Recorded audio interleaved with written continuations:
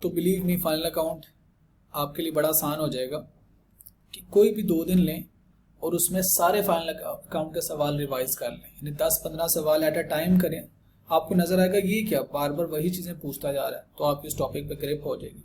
तो किसी भी चैप्टर में, मेरे सब्जेक्ट में अकाउंटिंग में किसी भी चैप्टर पे ग्रिप करनी हो ना, आप उसके लेक्चर्स रिवाइज करें, कॉन्सेप्ट्स को एक दफ़ा रीडिंग दें और सारे प्रैक्टिस क्वेश्चन उस चैप्टर के 1 गो में करें। 3-4 घंटे लगाएं, 5 घंटे लगाएं, 1 दिन लगाएं। एक चैप्टर को 1 दिन सारा गुजारेंगे ना अपने हाथ से, तो आपको आसान लगना शुरू हो जाएगा। तो पहले इन्फॉर्मेशन में उसने ओपनिंग डेट की डेप्रिसिएशन दी है, तो IAS 16 यानी डेप्रिसिएशन कैलकुलेट करना चाहता है। यहाँ पे उसने ओपनिंग डेट में प्रोविजन दी है, तो बैड डेट चेक करना चाहता है। प्री पेमेंट्स तो एक्रूवल,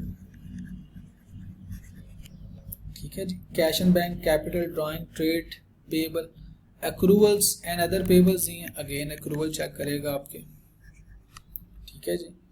उसके बाद सेल्स, रिटर्न इनवर्ड, परचेजेस, यहाँ पे आ गया वो पीरियोडिक इन्वेंट्री सिस्टम पे।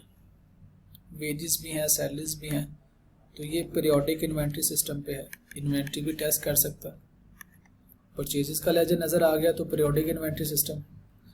वो जी डिस्काउंट्स हैं, utility charges, carriage inward, running and maintenance expenses, financial charges, miscellaneous income, suspense account, लीजिए रेक्टिफिकेशन भी आ गई। तो 19 नंबर का अगर आप ब्रेकअप बनाएंगे तो 19 नंबर में वो क्या क्या टेस्ट कर रहा है, तो फाइनल अकाउंट में वो सारे चैप्टर्स टेस्ट कर लेता है जो उसने इंडिविजुअल क्वेश्चन ना दिया हो किसी पेपर में। IAS 16, bad debts, accruals 3 chapter, IAS 2 है ये 4 चैप्टर हो गए, रेक्टिफिकेशन 5 चैप्टर्स आपके पिछले फाइनल अकाउंट में टेस्ट कर रहे हैं। तो उन बच्चों को डेफिनेटली मुश्किल लगेगा ये चैप्टर, फाइनल अकाउंट डेफिनेटली मुश्किल लगेगा और लगना भी चाहिए अगर आपने ये इंडिविजुअल चैप्टर्स नहीं पढ़े हुए तो। अब आते हैं जी ट्रायल बैलेंस के बाद एडिशनल इन्फॉर्मेशन में।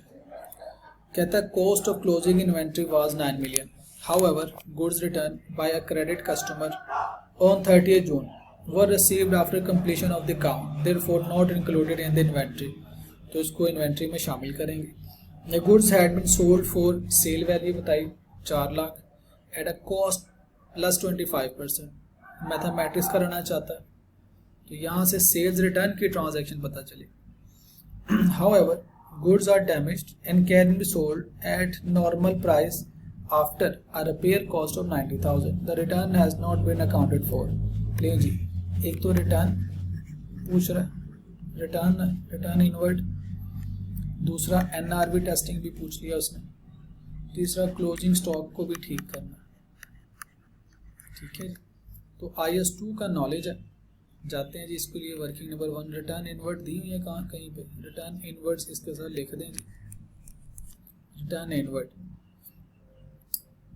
9,000 goods return by a credit customer. Credit customer का मतलब है डेटर की तरफ से आया, तो डेटर्स में भी जाइए, एडजस्टमेंट नंबर 1 लिखिए, ट्रेड रिसीवेबल एडजस्टमेंट नंबर 1, ठीक है जी। तो पहली वर्किंग भी बना लीजिए, वर्किंग नंबर 1 को नाम दे दे इन्वेंट्री का। IAS 2 की सारी एडजस्टमेंट्स हम वहाँ पे करेंगे वर्किंग नंबर 1 में। मैं यहाँ पे बना ही देता हूँ साथ ही वर्किंग नंबर 1।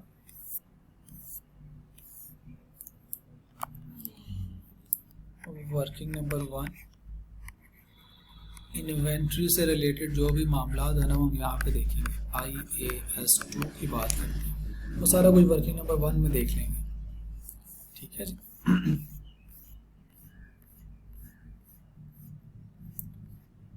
बेटा रिटर्न इनवर्ड सेल्स रिटर्न को कहते हैं ना, माइनस क्यों होगा, अलग से रखेंगे। स्टेटमेंट ऑफ कॉम्प्रिहेंसिव इनकम जाके माइनस करेंगे।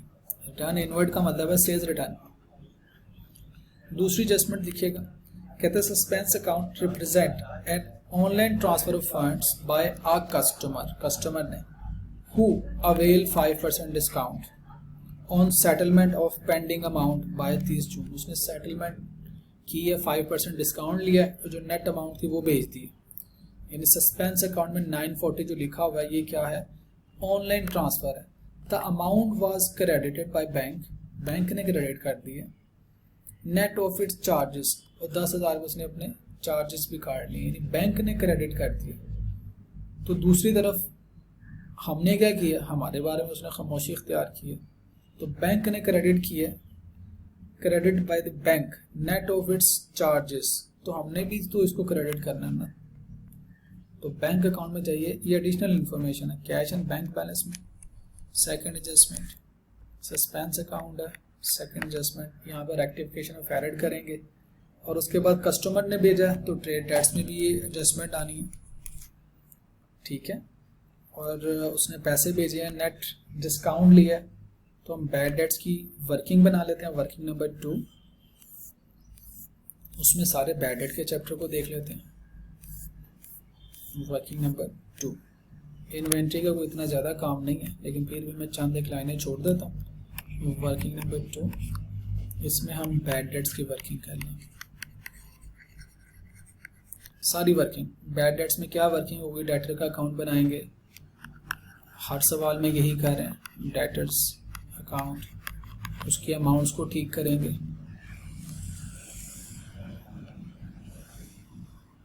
फिर हम प्रोविजन का अकाउंट बनाएंगे,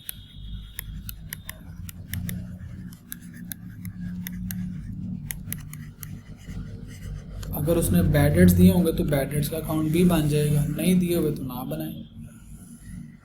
तो यही काम करते हैं हम हर सवाल में, यहाँ पे भी यही काम करेंगे, डेटर्स के बैलेंस को ठीक करेंगे, क्लोजिंग प्रोविजन कैलकुलेट करेंगे, उसके बाद बैलेंसेस को क्लोज कर लेंगे। तो इसको बेटा बैड डेट्स में देखते हैं। नेक्स्ट देखिएगा, HA maintains a 5% provision against the trade receivable, ठीक है जी। प्रोविजन की एडजस्टमेंट है, एडजस्टमेंट नंबर 3, 1 2 3। पहले डेटर्स का ठीक बैलेंस कैलकुलेट करेंगे, फिर प्रोविजन पे आ जाएंगे। नेक्स्ट देखिए, कहता है जी running and maintenance expense totalling 110,000 were incurred in the June related invoice, invoice का मतलब उधार, were receive and accounted for in July. जुलाई में क्यों करनी है, जून से रिलेटेड जून में होना चाहिए। तो ये क्या है, एक्रूवल्स, रनिंग एंड मेंटेनेंस पे एक्रूवल करना है। 4 एडजस्टमेंट आएगी रनिंग एंड मेंटेनेंस एंड एक्रूवल्स में इसको जाकर डबल एंट्री पोस्ट कर देंगे। नेक्स्ट देखिए जी, एक्रूवल्स के बाद है जी, a machine was rented out to G traders, G trader को एक मशीन रेंट पे दी ऑन 1 अक्टूबर 2016, ठीक है जी, हमारे साल के दरमियान में। Annual rent 120,000 receive in advance. अच्छा, इसमें एक और चीज़ देखिए बेटा, अमाउंट देखिए ऊपर थाउजेंड्स में है, तो सब अमाउंट के साथ से ना 3 0 ख़त्म कर दें ताकि आपसे गलती ना हो। ये 3 0 ख़त्म कर दें सबके साथ। ये मैंने 3 0 काट दिए बेटा, एग्जाम टिप है, समटाइम आप अमाउंट्स की वजह से गलती कर देते हैं, तो मैंने सारी अमाउंट्स के साथ से 3 0 काट दिए ताकि मैं गलती ना करूँ। 540,000 से भी काट दिया। कहता है ये मशीन जो रेंटेड आउट की थी जी ट्रेडर, ये हमने IAS 16 में ये वाली एडजस्टमेंट ऑलरेडी डिस्कस की हुई है। Annual rent 120 received in advance, accrual में भी डिस्कस की होगी, एडवांस रिसीव किया, is included in accrual and payables, ठीक है। एक्रूवल्स एंड अदर पेएबल्स में एनुअल रेंट शामिल है 120 का। बेटा ऊपर देखें राउंडेड ऑफ, जिस तरह उसने लिखा है ना, आप ऊपर जहाँ पे बैलेंस शीट बनाएंगे ना, नोट भी लिख सकते हैं शुरू में, बैलेंस शीट के ऊपर भी थाउजेंड्स में लिख सकते हैं अमाउंट, ना भी लिखें तो कोई इशू नहीं है, लिख देंगे तो ज़्यादा अच्छी बात है। कहते द डिस्पोजल, कहते the sale however on 16 June, 16 जून को the machine was sold to ZT for 450,000। The sale proceed net of rent adjustment was receive in July, जुलाई में जाके नेट प्रोसीड रिसीव हुई है। The disposal has not been accounted for, disposal आपने नहीं किया। The machine had been purchase on 1 January and had return on value 540 in जुलाई 16। तो ये बेटा उसने IAS 16 में डिस्पोजल की एक एडजस्टमेंट बताई है, एक्रूवल और डिस्पोजल को उसने मर्ज करके दिया। तो हम IAS 16 के लिए वर्किंग बना देते हैं यहाँ पे। जब हमने बैड डेट्स कर लिए, इन्वेंट्री कर ली, तो IAS 16 भी कर लेते हैं। वर्किंग नंबर, इतना ज़्यादा बैड डेट्स को जगह नहीं चाहिए। Working number 3 IAS 16 property plant and equipment, ठीक है जी। इसके लिए हमने वर्किंग बनानी है, वर्किंग में जाके इसकी एडजस्टमेंट करेंगे, इसकी रेक्टिफिकेशन भी आ जाएगी, इसकी डिस्पोजल की एंट्री भी आ जाएगी। तो मशीन अकाउंट 5 नंबर पे है जी, this is my machine account, इसको ठीक करना है। एक्यूमुलेटेड डेप्रिसिएशन को ठीक करना है, एक्रूवल एंड प्री पेमेंट्स को ठीक करना है, एक्रूवल एंड अदर पेबल्स को, इन सारी अमाउंट्स को हमें ठीक करना है।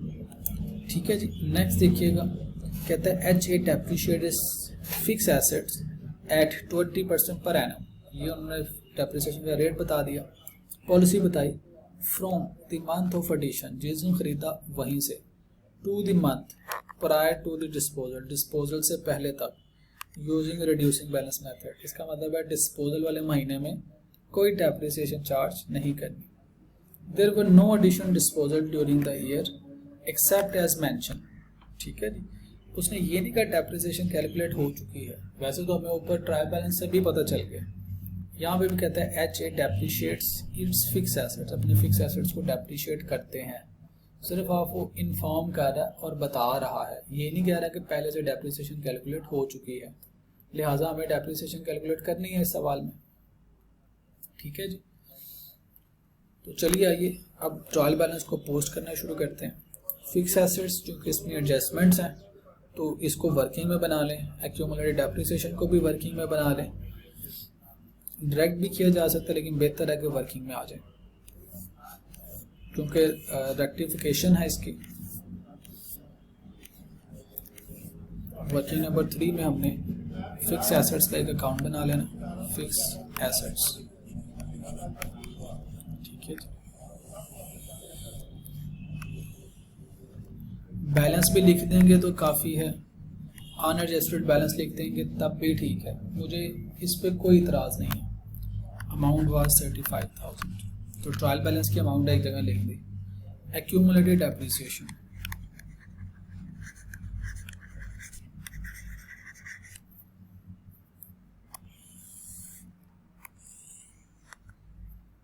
इसका भी बैलेंस BD लिख दें, क्योंकि डेट के साथ डेट बताई हुई है उसने, तो BD बैलेंस है, साल के शुरू का बैलेंस उसने बताया हुआ, विच इज़ 8,000।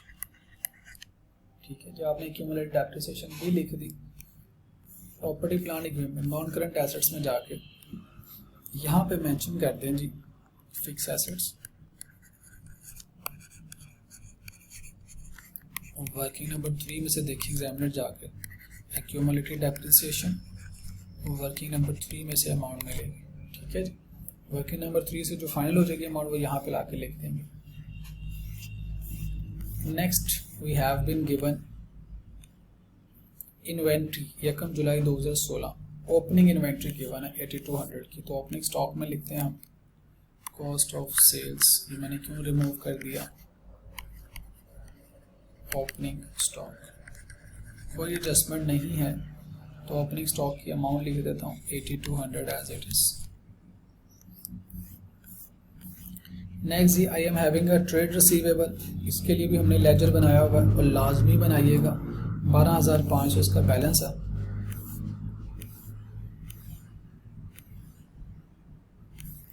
करंट एसेट्स में हमने इसको क्लासिफाई करना होता है।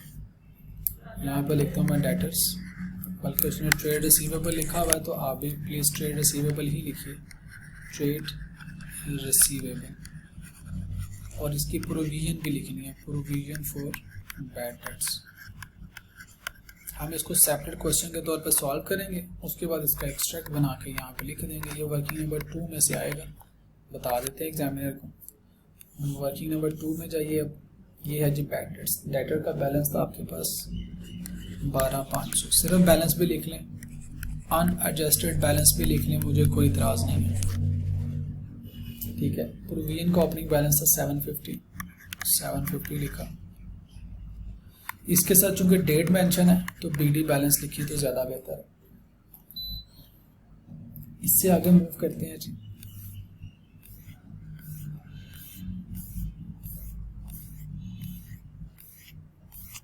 ट्रायल बैलेंस में से हमने प्रोविजन तक लिख लिया।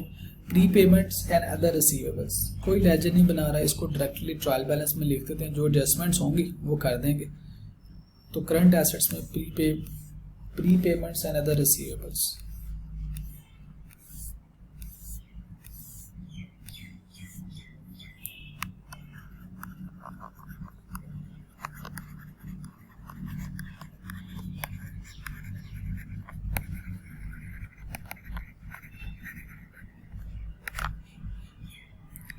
टू 350। तो फाइनल अकाउंट के सवाल को सिर्फ कंट्रोल करना ही काम है। आमतौर पे इसका वॉल्यूम ज़्यादा होता है और स्टूडेंट्स इसको कंट्रोल नहीं कर पाते। जब आपके कंट्रोल में नहीं आता तो फिर इसमें गलती हो जाती है। तो आपने काइंडली इसको ना कंट्रोल करना सीखना है। तो उसके बाद है जी हमारे पास कैश एंड बैंक बैलेंस है।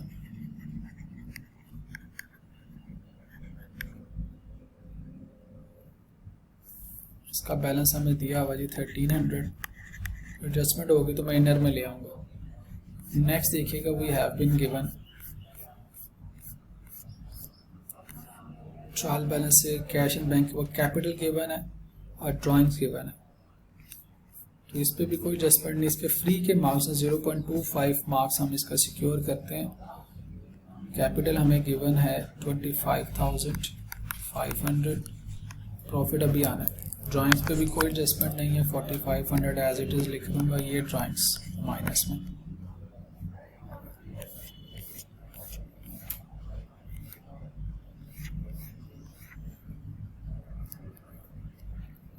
अमाउंट बेटा थाउजेंड्स में है अली।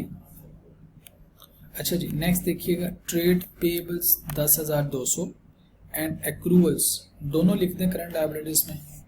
ट्रेड पेबल्स इस पर कोई एडजस्टमेंट नहीं है सवाल में। करंट लायबिलिटीज ट्रेड पेबल कोई इसमें एडजस्टमेंट नहीं है, तो एज इट इज़ मैं 10,200 लिख रहा हूँ। उसके बाद एक्रूवल्स एंड अदर पेबल्स में yes we have adjustment. Accruals and other payables उसने कंबाइन कर दिया अमाउंट। ये नीचे लिख रहा हूँ जो 5310। जो भी एडजस्टमेंट्स होगी करने के बाद फाइनल अमाउंट ऑर्डर कॉलम में लिख देंगे। Next we have been given sales, उसको हम रेवेन्यू बोलते हैं। कोई एडजस्टमेंट नहीं है। 101,120। बिजनेस का नाम लिखना चाहते हैं तो लिख लें, होम अप्लायंसेस।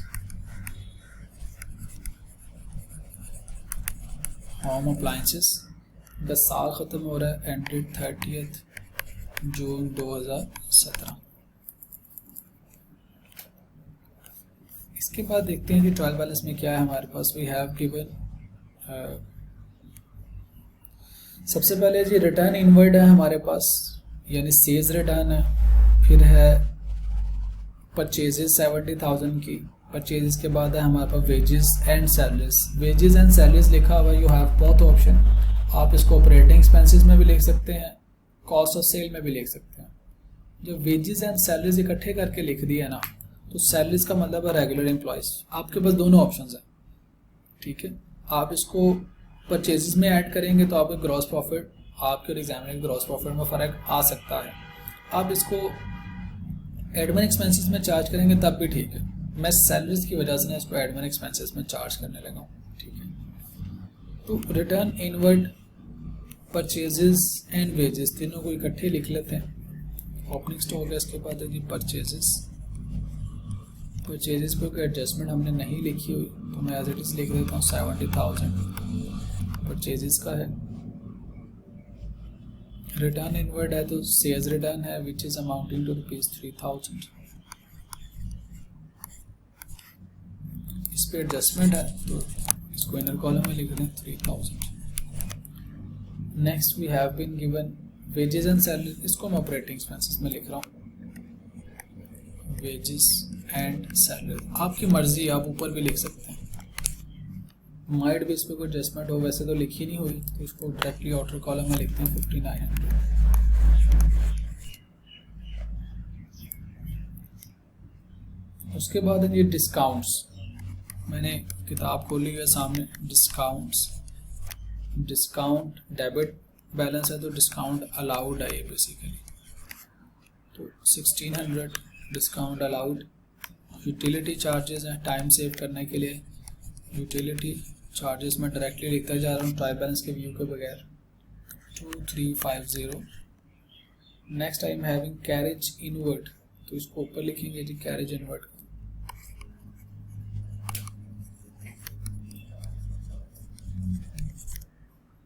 कैरेज इनवर्ड है हमारे पास 1360। Next is running and maintenance charges, adjustments भी तो देखनी है ना। कैरेज इनवर्ट तो कोई नहीं है, रनिंग एंड मेंटेनेंस इस पे एडजस्टमेंट है विच इज अमाउंटिंग टू 3290।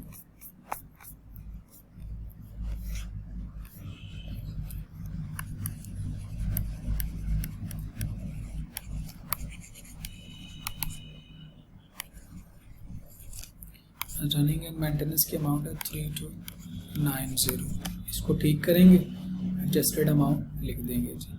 उसके बाद अब फाइनेंशियल चार्जेस,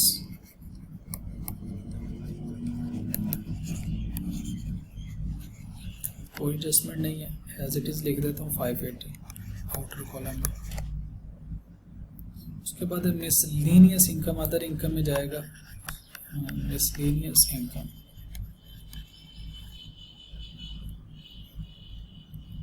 वन 110, कोई एडजस्टमेंट नहीं है, आउटर कॉलम में लिख देते हैं 110। सस्पेंस अकाउंट है तो रेक्टिफिकेशन ऑफ एरर, इसके लिए भी वर्किंग बना लें। बैड डेट्स IAS 16 आ गया, IAS 16 के लिए जगह छोड़ें क्योंकि हमने डेप्रिसिएशन भी कैलकुलेट करनी है, रेक्टिफिकेशन भी करनी है। तो यहाँ पे वर्किंग नंबर 4 बना लेता हूँ, रेक्टिफिकेशन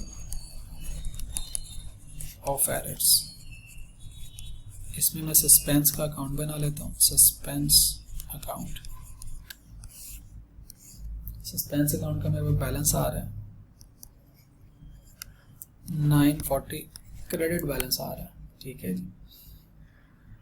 अब आते हैं बेटा एक एक करके एडजस्टमेंट्स को पढ़ते हैं और इनको सॉल्व करना शुरू करते हैं।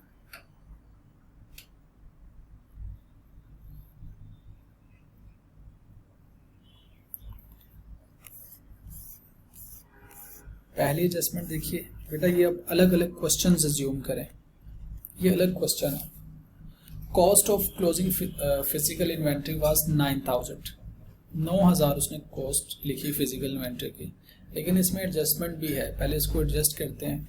एडिशनल इंफॉर्मेशन, हमने इन्वेंट्री के लिए IAS 2 के लिए ये जगह छोड़ी हुई है, कॉस्ट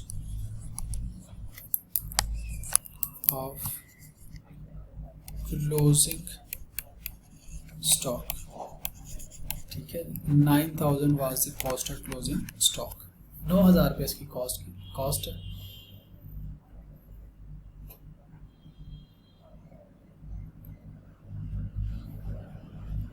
इससे आगे चलते हैं, आगे क्या कहता है, हम इसको पढ़ते रहेंगे, साथ साथ सॉल्व करते रहेंगे। कहते हैं जी, however goods return by a credit customer, एक कस्टमर ने आपको चीज़ें वापस की, क्रेडिट कस्टमर मतलब डेटर्स ने, on 30 June 2017 were received after completion of count, यानी ये जो 9000 आपने काउंट किया उसके बाद मिली है, मीन्स इस काउंट में शामिल नहीं है। तो इस काउंट में भी तो शामिल होना चाहिए ना इसको। 9000 रुपीज़ की ये गुड्स हैं, नहीं गुड्स की कॉस्ट नहीं बताई आगे।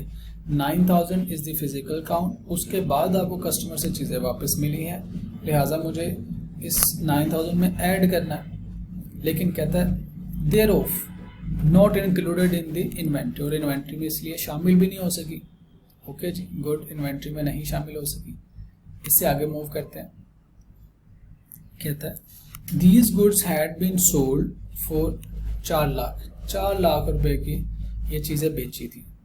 तो 4 लाख की जो बेची थी तो उसकी रिटर्न की entry, the return has not been yet accounted for, कहता है रिटर्न भी अकाउंटेड फॉर नहीं की, the return has not been accounted for. NRV testing तो करते ही है ना, सबसे पहले तो रिटर्न की एंट्री करें। रिटर्न की एंट्री क्या होनी चाहिए थी, डेटर से वापस आई हैं चीज़ें।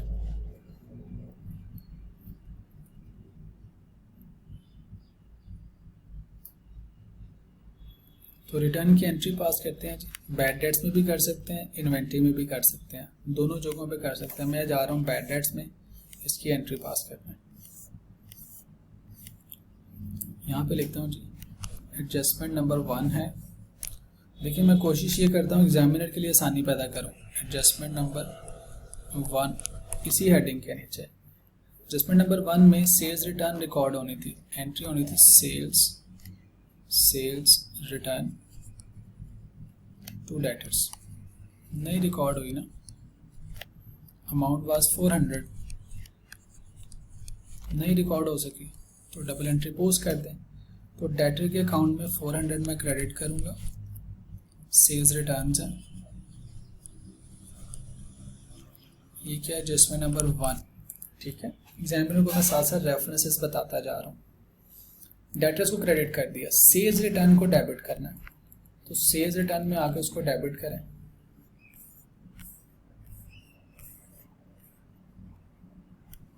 $3000 था प्लस 400, डबल इफेक्ट कंप्लीट हो गया जी। मैंने एग्जामिनर को एंट्री भी बता दी, मैंने उसको दोनों जगहों पे पोस्ट भी कर दिया।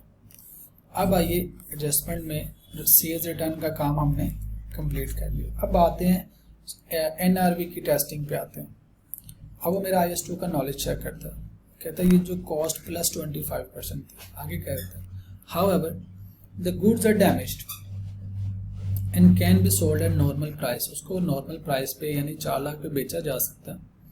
आफ्टर रिपेयर कॉस्ट ऑफ 90,000 की रिपेयरिंग की कॉस्ट इंकर करें और उसके बाद बेचा जा सकता है।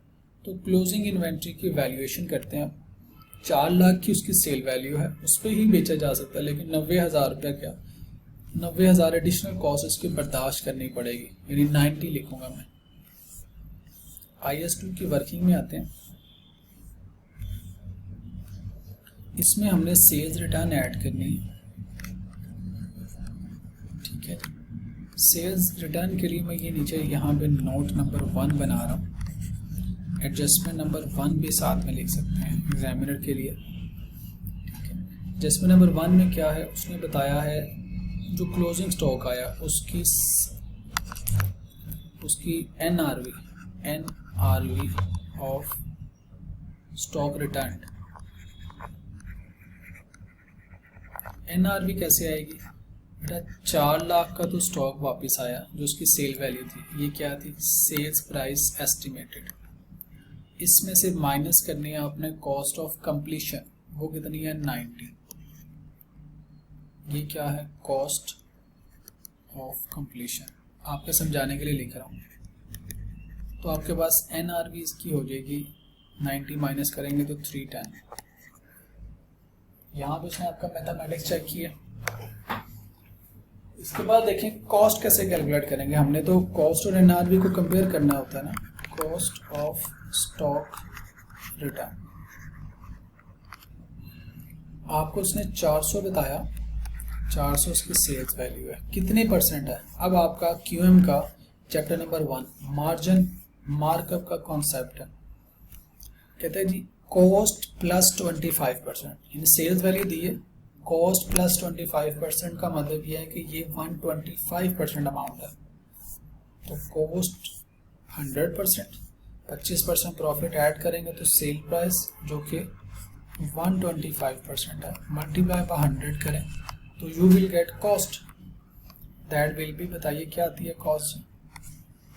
ये मैंने एग्जामिनर के साथ ही वर्किंग भी दिखा दी, उसने मेरे QM के नॉलेज को टेस्ट किया।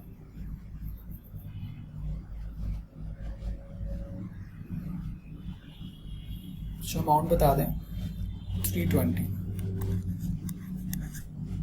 अब इनमें से लोअर क्या है, lower of cost and NRV which is 310, इसको हमने स्टॉक में लिखना है। ये मैं यहाँ पे हेडिंग बना देता हूँ, NRV टेस्टिंग की मैंने। NRV टेस्टिंग को देखें फाइनल अकाउंट के साथ लिंक करके पूछा। अब मेरे पास स्टॉक में पहले तो ये नहीं लिखा हुआ था, मैं लिखूंगा लेकिन 310 से लिखूंगा, तो सेल्स रिटर्न 310 से लिखेंगे आप। एग्जामिनर को रेफरेंस देगी नीचे नोट नंबर 1 में मैंने ये काम किया, ठीक है जी। 320 आ रहा है ना Mohammad Ali, 320 cost of goods stock sale, तो हमने तो लोअर लेना ना, NRV 310 है तो कॉस्ट है 320, तो हमने लोअर लेना है, 310 इज द लोअर वैल्यू, ठीक है जी। अब इसको क्लोज करते हैं, स्टॉक की वैल्यू क्या बन जाएगी आपके पास,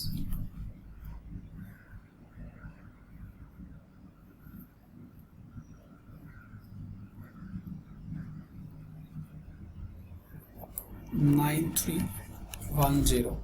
अब इसकी बेटा डबल एंट्री पास कर दें। इसकी डबल एंट्री कहाँ पे पास करेंगे? वर्किंग नंबर 1 से हमने स्टॉक को निकाला, उसको कॉस्ट ऑफ सेल में से माइनस करेंगे और करंट एसेट्स में लिख देंगे। करंट एसेट्स ये आपके पास ही बने हुए हैं, यहाँ पे लिखें क्लोजिंग स्टॉक। क्लोजिंग स्टॉक को बताएं भाईजान की वर्किंग नंबर 1 में से जाके देख लें इसकी वैल्यू 9310। ये आगे हमने एसेट्स में डेबिट कर दिया, कॉस्ट ऑफ सेल में से क्रेडिट करें।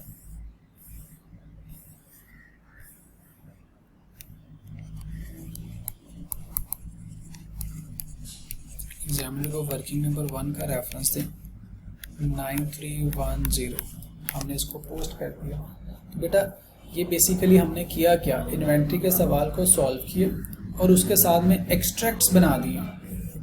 ठीक है, तो आप जहन में ये रखें कि ये हम साथ साथ इन चैप्टर्स के सॉल्व करने के बाद इनके एक्सट्रैक्ट्स भी बनाते जा रहे हैं। तो एक्सट्रैक्ट्स कंप्लीट हो गए। नेक्स्ट देखिएगा, कहते हैं suspense account represent an online transfer. Suspense account represent an online transfer. Online transfer है जी सस्पेंस अकाउंट का। Online transfer fund by a customer, customer की तरफ से ऑनलाइन ट्रांसफर है। कितनी अमाउंट का है जी? बाय कस्टमर हु अवेल, जिसने अवेल किया है 5% discount on settlement of pending amount. The amount was credited by the bank, bank ने अमाउंट को जो क्रेडिट किया bye the bank, net of charges of ₹10, net of charges ₹10, 10 rupees काटने के बाद बैंक ने इसको क्या किया? क्रेडिट किया। मेरे पास कितना आ रहा है? 940 का मतलब इसमें 10,000 रुपये बैंक ने काटे हुए हैं। तो ओरिजिनल अमाउंट कितनी थी? 950 अमाउंट थी। ठीक है जी, 950 अमाउंट थी। तो मैंने क्रेडिट में 940 लिखा हुआ, यानी डेबिट बैंक में रिकॉर्ड हो गया। अब इसकी रेक्टिफिकेशन पे आते हैं। रेक्टिफिकेशन में इसकी एंट्रीज बनाते हैं, फिर ये ज़्यादा बेहतर समझ आ जाएगा हमें। हमने रेक्टिफिकेशन के लिए ये नीचे वर्किंग बनाई है। रेक्टिफिकेशन में ये है जी एडजस्टमेंट नंबर 2 है। मैं नोट नंबर 2 भी कह सकता हूँ, नोट ए कह दे, नोट बी कह दे, एग्जामिनर को बस आपने रेफर करना होता है। एडजस्टमेंट नंबर 2 में उसने हमें क्या कहा जी? सस्पेंस अकाउंट करेक्ट एंट्री क्या होनी चाहिए थी? सबसे पहले आते हैं करेक्ट एंट्री पे। करेक्ट एंट्रीज की ये होनी चाहिए थी, बैंक में जो पैसे आए उसको डेबिट होना चाहिए था। बैंक 940 ये डेबिट होना चाहिए था। जो उसको डिस्काउंट अलाउ किया गया वो डिस्काउंट अलाउड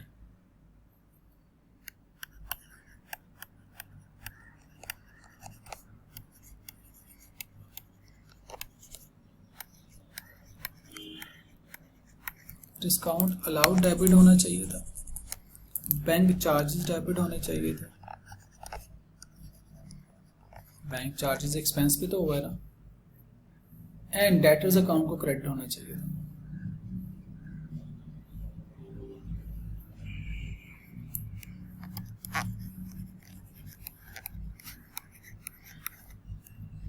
ठीक है, डेटर्स के अकाउंट को क्रेडिट होना चाहिए था। डिस्काउंट अलाउड कैसे आना था? डिस्काउंट अलाउड 940 ये बैंक में आए, बैंक ने 10,000 रुपये अपने भी काटे, ये टोटल कस्टमर से पैसे आए हैं। ठीक है जी, बैंक ने डिस्काउंट, आपने डिस्काउंट कितना दिया? ये अमाउंट है 95%, आपको डिस्काउंट चाहिए 5%। तो ये आ गई जिसकी वर्किंग। डिस्काउंट अलाउड कैलकुलेट करके बताएं कितनी अमाउंट बनती थी डिस्काउंट अलाउड की?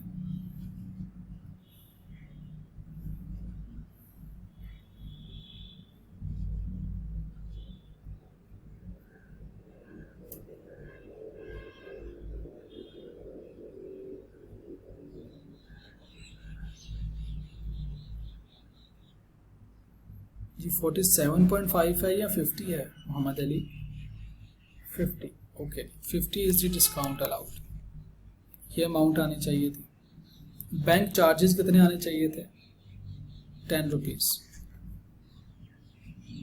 ठीक है, और डेटर साहब ने जो क्रेडिट होना था, कितनी अमाउंट से क्रेडिट होना था जी? डेटर साहब ने तो इन दो अमाउंट से क्रेडिट होना था। बैंक में पैसे आए 940, डिस्काउंट अलाउ हुआ 50 का, तो डेटर साहब ने क्रेडिट होना था जी 990 अमाउंट से,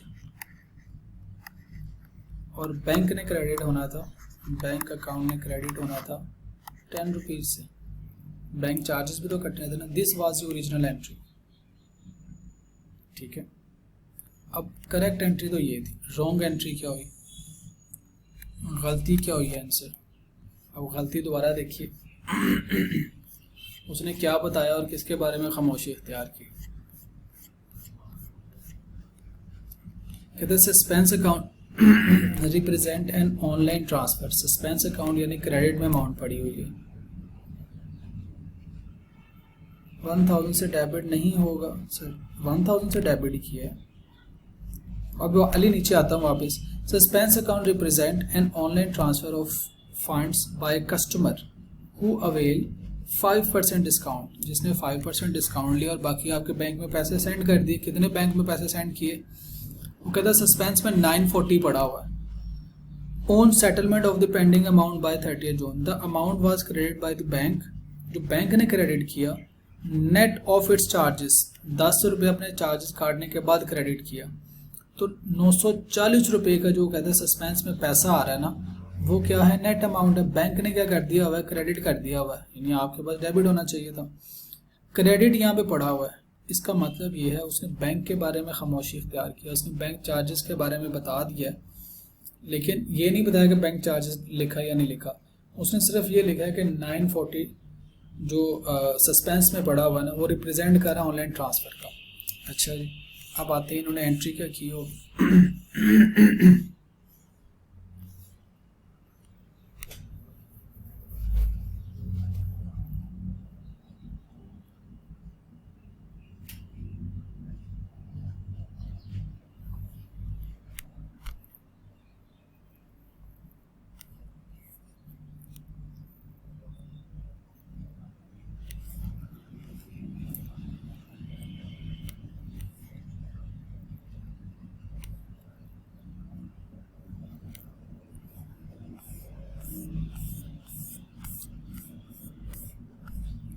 ले जी, इन्होंने एंट्री क्या की है?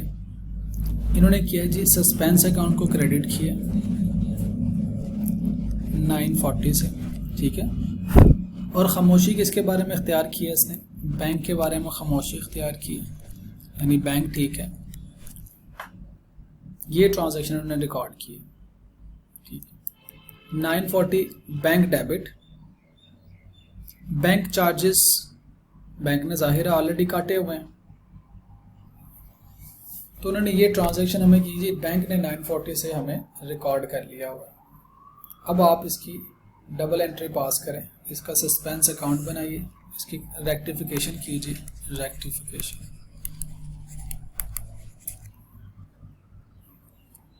रेक्टिफिकेशन बैंक ऑलरेडी ठीक है जी, 940 से डेबिट होना चाहिए था, ठीक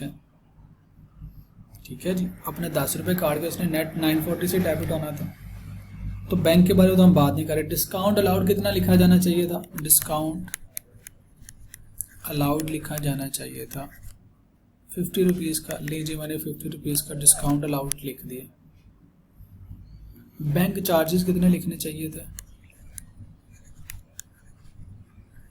बैंक चार्जेस लिखने चाहिए थे 10 रुपीज़ के। लीजिए मैंने 10 रुपीज़ के बैंक चार्जेस भी लिख दिए, ठीक है। डेटर्स कितनी अमाउंट से लेके जाने चाहिए थे? डेटर्स को लिखा जाना चाहिए था 990 रुपीज़,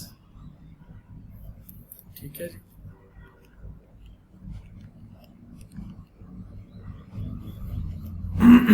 और बैंक को दोबारा क्रेडिट होना चाहिए था कितनी अमाउंट से? 10 रुपीज़ से। बैंक के चार्जेस कट गया ना, बैंक चार्जेस 10 रुपये से क्रेडिट होने चाहिए थे। अब सस्पेंस अकाउंट जो गलत रिकॉर्ड हुआ है, सस्पेंस अकाउंट को भी डेबिट करता हूँ कितनी अमाउंट से? सस्पेंस अकाउंट 940 से डेबिट,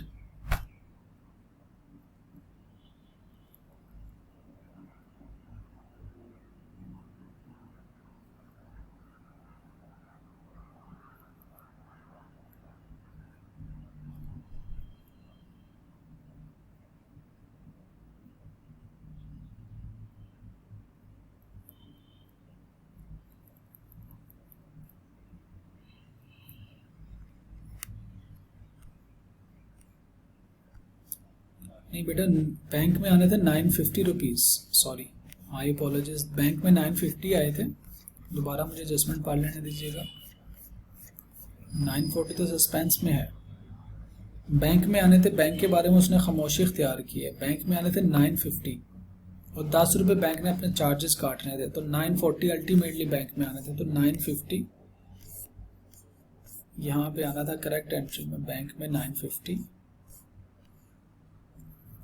950, ठीक है जी, 950 आने थे, उसमें से बैंक ने अपने चार्जेस काटने थे 10 रुपये, तो बैंक डेबिट 950 से बैंक क्रेडिट 10 से, तो अल्टीमेटली बैंक ने 940 से डेबिट होना था। तो बैंक ठीक है अपने पास 940 से, लेकिन बैंक उसने ठीक किया हुआ है। अब आते हैं हमारे पास बैंक चार्जेस आ गए, डिस्काउंट अलाउड 50 से, बैंक चार्जेस रिकॉर्ड करने हैं और डेटर्स को हमने 990 से क्रेडिट करना है। 990 डिफरेंस कहाँ पे आ रहा है? हाँ यहाँ पे आ रहा है, बैंक को क्रेडिट भी करना है ना, बैंक नहीं, बैंक डेबिट है 949, यानी बैंक तो ठीक है, बैंक को कुछ नहीं करना, ये डेबिट क्रेडिट हमारा मैच हो रहा है जी। डेबिट में हमारे पास आ रहा है 960 और डेटर में आ रहा है 990।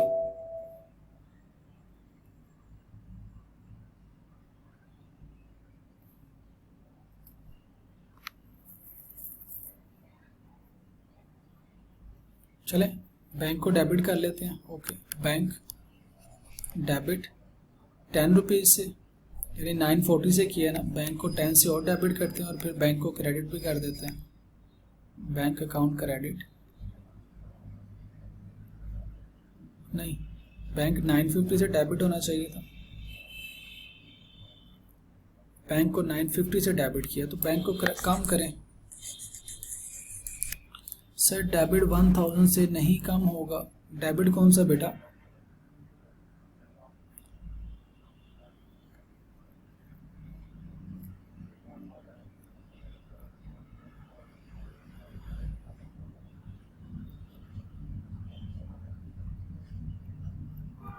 जी डेटर्स 1000 से कैसे, एक मिनट ठहरिएगा।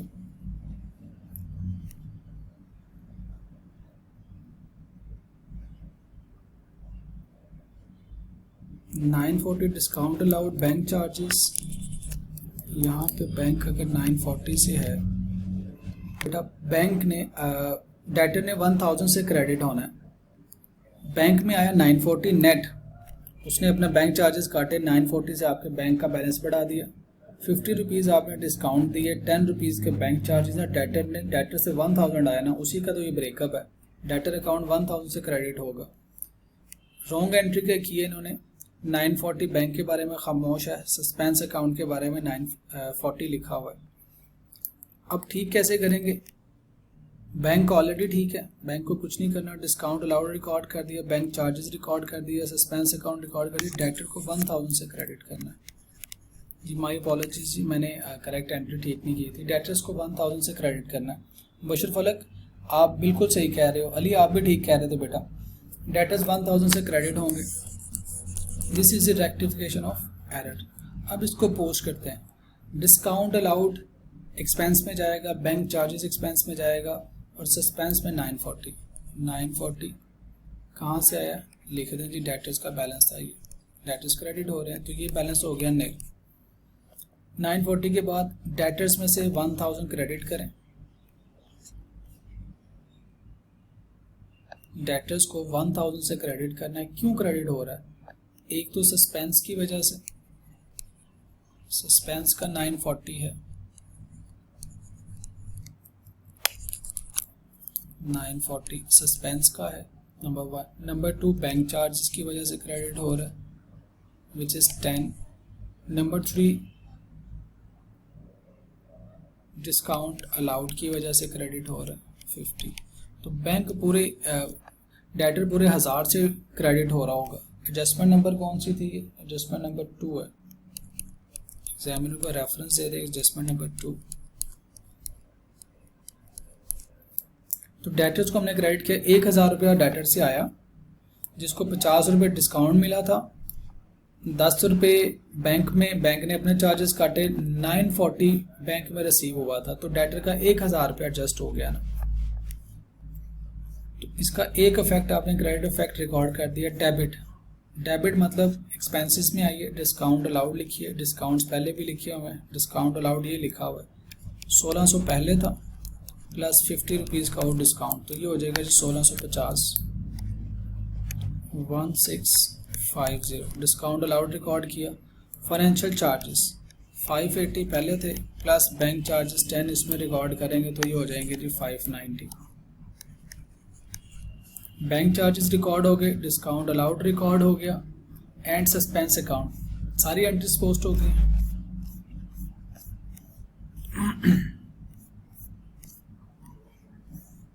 जी मैंने डिस्काउंट अलाउड को रिकॉर्ड कर लिया, बैंक चार्जेस रिकॉर्ड कर लिए, सस्पेंस पोस्ट कर दिया, 1000 में डबल एंट्री हमारी कंप्लीट हो गई। जी बेटा इसमें कोई इशू है तो काइंडली पूछ लीजिए। नहीं आमना बेटा, बैंक में बैंक चार्जेस ऐड नहीं हो गए।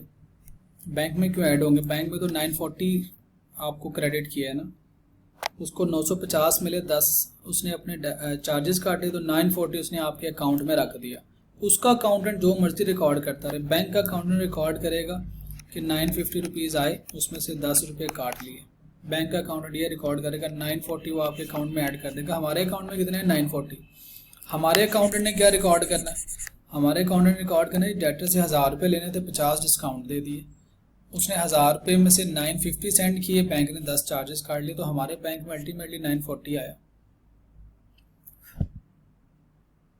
ठीक है। मोहम्मद अली कह रहे हैं बैंक चार्जेस लेस होंगे सर। कहाँ से बेटा लेस होंगे बैंक चार्जेस? बेटा बैंक चार्जेस की तो उसने एंट्री नहीं ना की हुई, उसने तो लिखा हुआ है बैंक में 940 आया, बैंक तो डेबिट, उसके बारे में खामोशी इख्तियार की है। सस्पेंस अकाउंट क्रेडिट उसने सस्पेंस में लिख लिया, क्रेडिट क्या करना तो उसको पता ही नहीं है, ये गलत एंट्री की उसने।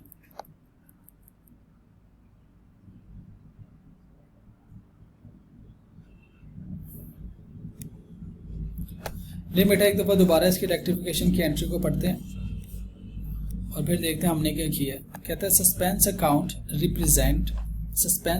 Represent an online transfer of fund by customer, ठीक है जी, who avail 5% discount on settlement of pending amount by 30 June. The amount was credited by the bank net of its charges, जो नेट ऑफ इट्स चार्जेस है उससे amount credit की। तो credit में आपको 940 नज़र आ रहा है, इसका मतलब है 940 उसने सस्पेंस में लिख दिया 940, तो 940 का डेबिट कहाँ पे किया हुआ, बैंक में नज़र आ रहा है तो बैंक में ही किया हुआ है ना, बैंक 940, ये उसने गलत एंट्री पास कर दी, उसको क्रेडिट नहीं समझ आया, उसने 940 सस्पेंस में लिख दिया, ये उसने गलत एंट्री पास किया। सही एंट्री क्या पास होनी चाहिए थी, सही एंट्री बनती थी बैंक अकाउंट डेबिट, 940 से ही मेरे अकाउंट में पैसे आने चाहिए, बिल्कुल ठीक है। मेरे बैंक ने जो चार्जेस काटे हैं ना, बैंक चार्जेस 10 रुपये से, वो भी डेबिट होने चाहिए। ये मेरे लिए सही एंट्री है, बैंक को ना सोचे, आप बिजनेस को सोचें। और मैंने डिस्काउंट जो अलाउ किया 50 का मैंने डिस्काउंट अलाउ किया, और डेटर से जो पैसे लेने थे वो कितने थे, उसने चूँकि अमाउंट नहीं बताया, इन सबको ऐड करेंगे 1000 रुपये डेटर्स का एडजस्ट हो गया। 1000 में से 50 उसने डिस्काउंट लिया, ठीक है, उसने मुझे 950 भेजे, लेकिन बैंक ने उसमें से 950 में 10 रुपये अपने काटे और 940 मेरे अकाउंट में ट्रांसफ़र कर दिए, तो ये करेक्ट एंट्री बनती थी। अब हमने यहाँ से रेक्टिफिकेशन कर ली। अली क्लियर है आपको?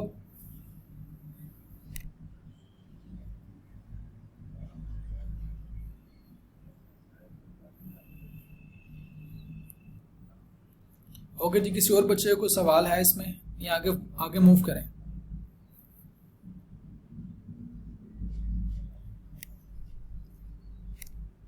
नहीं बेटा, इसमें अंग्रेजी भी थी, इसमें अकाउंटिंग भी थी, इसमें मैथ भी था, तो इस तरह की एडजस्टमेंट्स आमतौर पे मुश्किल लगती हैं। जी आसिफ क्या पूछना बेटा?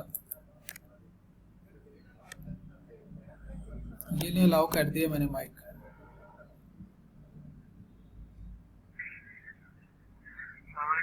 वालेकुम सलाम जी आसिफ। ये जो लिखा हुआ है कि amount was credited by the bank net of its charges of for 10,000, इसको जरा दोबारा बता दें। क्रेडिट का मतलब बेटा credited by the bank, bank ने क्रेडिट किया है। अभी आपने बीएस का चैप्टर नहीं ना पढ़ा, ये वहां से रिलेटेड है। बैंक ने क्रेडिट किया है। अब आप एक लम्हे के लिए बैंक का अकाउंटेंट बन के सोचें, आप बिजनेस का अकाउंटेंट ना बने, बैंक का अकाउंटेंट बन जाए। ठीक है, मैं आपका कस्टमर हूँ, मैं बिजनेस हूँ, मैं आपके पास आया पैसे जमा कराने के लिए। आपने मेरा पैसा जमा किया, आपने कैश रिसीव किया। ठीक है, आप बैंक के अकाउंटेंट, आप क्या डबल एंट्री करेंगे? आप डबल एंट्री करेंगे cash account debit, customer account credit. आपका वो पैसा नहीं है बैंक का, बैंक के लिए तो वो लायबिलिटी है जब तक मैं निकलवाता नहीं हूँ। तो बैंक ने तो क्रेडिट ही करना है ना, क्रेडिटेड बाय बैंक, बैंक ने क्रेडिट किया है। लेकिन जो बिजनेस का अकाउंटेंट है वो क्या कहेगा? वो कहेगा जी मेरे पास से कैश चला गया, कैश क्रेडिट, अगर कैश जमा कराया, और बैंक अकाउंट डेबिट क्योंकि मेरे बैंक में पैसा आ गया, बैंक एसेट है। तो बिजनेस का पॉइंट ऑफ व्यू और बैंक का पॉइंट ऑफ व्यू ऑपोजिट होता है ना। जो आपका बैंक में पैसा पड़ा हुआ आपके लिए एसेट है, लेकिन बैंक के लिए क्या है, वो लायबिलिटी है। तो बैंक ने लायबिलिटी में इजाफा हुआ, क्रेडिट ही करना है ना। तो ये उसने परेशान करने के लिए आपको दिया था, credit by the bank, bank ने क्रेडिट किया। लेकिन बिजनेस क्या करेगा? डेबिट करेगा ना, बिजनेस के लिए तो वो एसेट है। आसिफ क्लियर?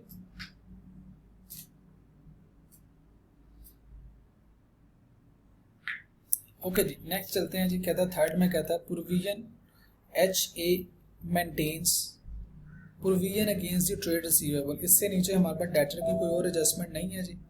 तो चलिए जी प्रोविजन पे आते हैं। बैड डेट्स के लेजर को क्लोज करते हैं, डेटर्स के लेजर को प्रोविजन मेंटेन करते हैं।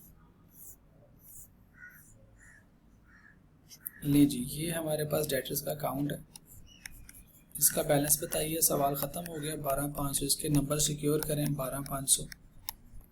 एडजस्टेड बैलेंस बताइए क्या बनेगा जी?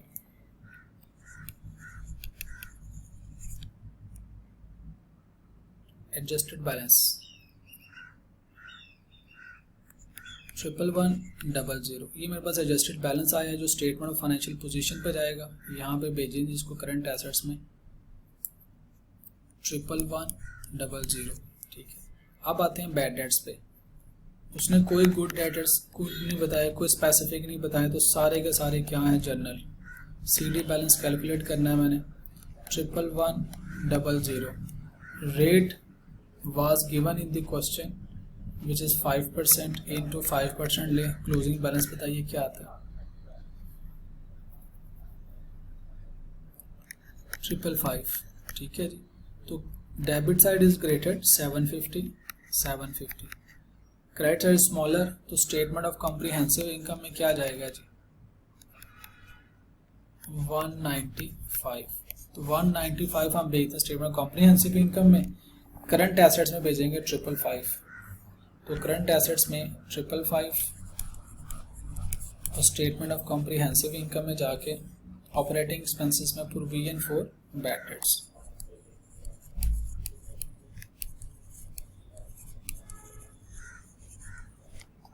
$195। एग्जामिनर को बताइए जी, वर्किंग नंबर 2 में किया हुआ, वहां से जाके देख लो। अच्छा जी, नेक्स्ट एडजस्टमेंट पे मूव करते हैं। नेक्स्ट एडजस्टमेंट क्या है? Running and maintenance expenses total 110 were incurred in June, related invoices were received and accounted for in July. तो एक्रूवल करें जी। एक्रूवल आसान नंबर है, running and maintenance expense double entry, running and maintenance expense पे debit ले जी, plus 110 है जी। Running and maintenance expense 110 debit, accruals में क्रेडिट कर दें, पेएबल है प्लस 110। आसान नंबर थे। तो देखिए बेटा, सवाल में वो एक मिक्स रखता है आसान और मुश्किल एडजस्टमेंट्स का। 5वें नंबर पे कहता है a machine was rented out to G traders on 1 अक्टूबर 2016। 1 अक्टूबर 2016 को आपने एक मशीन रेंट आउट कर दी है। ठीक है जी, अब उस मशीन का रेंट आउट किया, लेकिन वो लिखी कहाँ पे हुई है? वो लिखी हुई है एक्रूवल्स एंड अदर पेबल्स में। Machine was rented out to G trade 1 October, annual rent of 120 received in advance, advance मिला, is included in accruals and other payable. 1,20,000 उसमें लिख दिया। जब एडवांस मिला है, जाहिर है वो आपकी इनकम नहीं है, तो इनकम में कितने पैसे जाने चाहिए? आगे देखिएगा क्या कहता है जी। कहता है जी, however on 16 June 2017 the machine was sold to ZD for this amount. तो कहते हैं जी the sale proceed net of rent adjustment. लीजिए सबसे पहले तो रेंट के एडजस्टमेंट करें ना। आपने 1 अक्टूबर को दी, अक्टूबर का रेंट, अक्टूबर नवंबर दिसंबर जनवरी फरवरी मार्च अप्रैल मई, 8 महीने। और 16 जून की बात करता है तो 15 दिन ये भी हो गए, 8.5 महीने का रेंट एडजस्ट करें। साल का रेंट लिया 120 जो कि अदर पेबल्स में शामिल है, एक्रूवल अदर पेबल्स में, वहाँ से निकालें और इसको अदर इनकम्स में भिजवाएं। सबसे पहले तो एक्रूवल करें जो कि इसका इजी पार्ट है। एक्रूवल करते हैं जी, अदर इनकम्स में से करंट लायबिलिटीज में से निकालें। Where are the current liabilities? Accrual में से निकालें माइनस क्या करना आपने, 120 was the rent multiply by 8.5 महीने का रेंट आपने इस्तेमाल कर लिया डिवाइडिंग बाय 12। बताइए क्या आंसर आता है जी?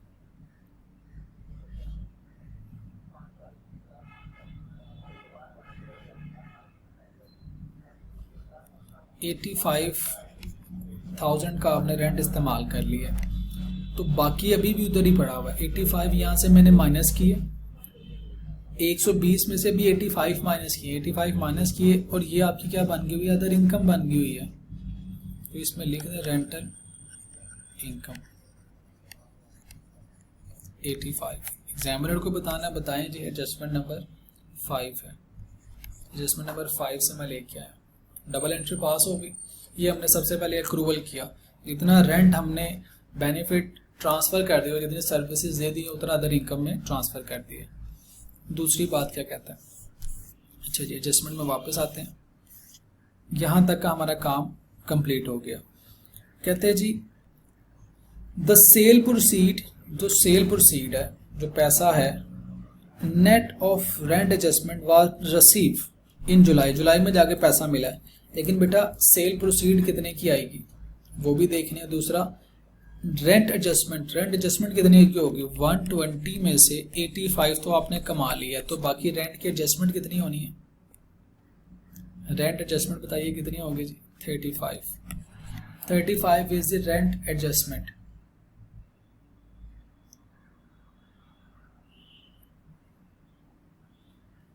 ठीक है जी, 35 की रेंट एडजस्टमेंट है। उस 35 को अब हमने फिक्स एसेट्स के साथ एडजस्ट करना है और बाकी पैसे हमें फ्यूचर में मिल जाएंगे। कितने मिलेंगे ये देखना है। अब देखिए जी, हम अपने एसेट पे आते हैं। The machine had been purchase on 1 January 2016, had a written down value 540। साल के शुरू में 540 उसकी रिटर्न डाउन वैल्यू है।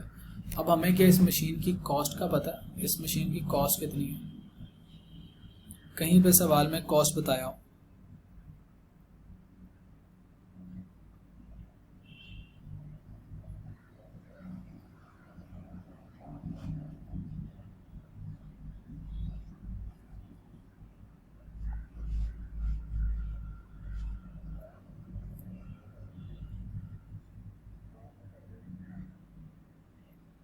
नहीं बताइए जी। अब यहाँ से क्या कॉस्ट कैलकुलेट कर सकते हैं? अब देखिए उसकी डेप्रिसिएशन की पॉलिसी क्या है। जिस दिन डिस्पोजल किया जिस महीने में, उससे पहले तक की आपने डेप्रिसिएशन कैलकुलेट करनी है। ठीक है, जिस महीने में डिस्पोजल किया उससे पहले तक की डेप्रिसिएशन कैलकुलेट करनी है, उसके बाद की डेप्रिसिएशन कैलकुलेट नहीं करनी। अगर मैं यहाँ पे कॉस्ट कैलकुलेट करना चाहूँ, अगर आप अपने जहन में थोड़ा सा रीकैप करें, WDV is equal to cost into 1 minus R over N, 1 minus rate over time। अगर आप अपने जहन में चैप्टर नंबर 5 और 6 लेके आएंगे, चैप्टर नंबर 5 एंड 6 लेके आएंगे आप एनुटी और फाइनेंस का, QM का, वहाँ से आपने WDV is equal to cost 1 minus R की पावर T, ये आपने पढ़ा हुआ फॉर्मूला। ठीक है जी, जिसमें आपकी WDV आपको गिवन है सवाल में 540। ले जी मैंने लिखा 540। इस सवाल में कॉस्ट कैलकुलेट करनी है, उसकी जगह पे आप x लिखिए। अब ये इसको रिवर्स वर्किंग कहते हैं बेटा। पहले आपके कोर्स का हिस्सा होती थी, अब आपके कोर्स का हिस्सा नहीं है, लेकिन फिर भी हमें कैलकुलेट करना आता है। 1 माइनस रेट इज 0.2 टाइम। आपने ख़रीदा था 1 जनवरी 2016 को, ठीक है। तो 1 जुलाई 2016 कितने महीने इस्तेमाल कर लिया? 6 महीने। तो टाइम विल बी 0.5, यानी जनवरी, फरवरी, मार्च, अप्रैल, मई, जून तक 0.5, पावर इज 0.5, यानी 1/2 ले लें पावर। यहाँ से कॉस्ट बताइए क्या आती है?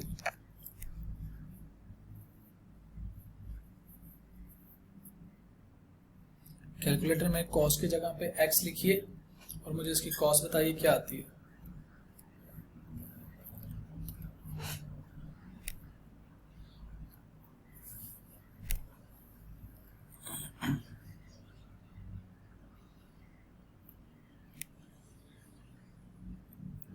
कहता है HA depreciate its assets at 20% per annum from the month of addition, जिस महीने से खरीदा है उस महीने से शुरू करते हैं, to the prior to the disposal से पहले तक उसकी डेप्रिसिएशन करते हैं, using reducing balance method।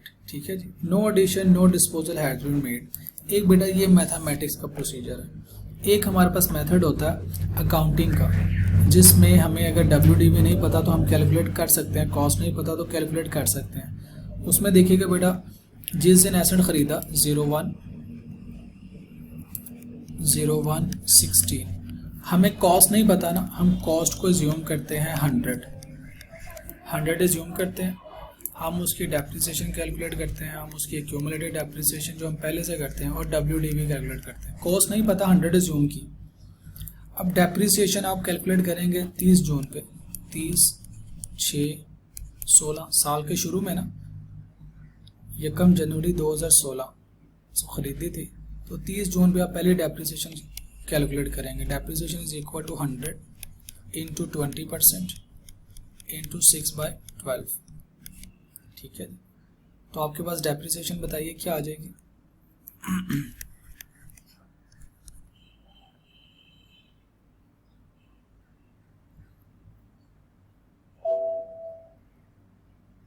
%20। अच्छा जी, आपके पास डेप्रिसिएशन आ जाएगी जी 10। ये 10 डेप्रिसिएशन, अभी तक एक्यूमुलेटेड डेप्रिसिएशन इज 10, और मेरी WDV कितनी रह जाएगी? 90। ठीक है जी।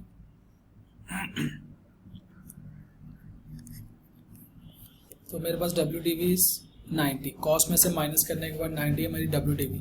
एक्यूमुलेटेड डेप्रिसिएशन अगर कैलकुलेट करनी हो तो मैं कैसे कैलकुलेट करूँगा? Accumulated depreciation is equal to WDV cost minus WDV। इसी तरह कैलकुलेट करते हैं। Cost was 100 and accumulated depreciation is 90 is equal to 10 की मेरे पास एक्यूमुलेटेड डेप्रिसिएशन हो गई।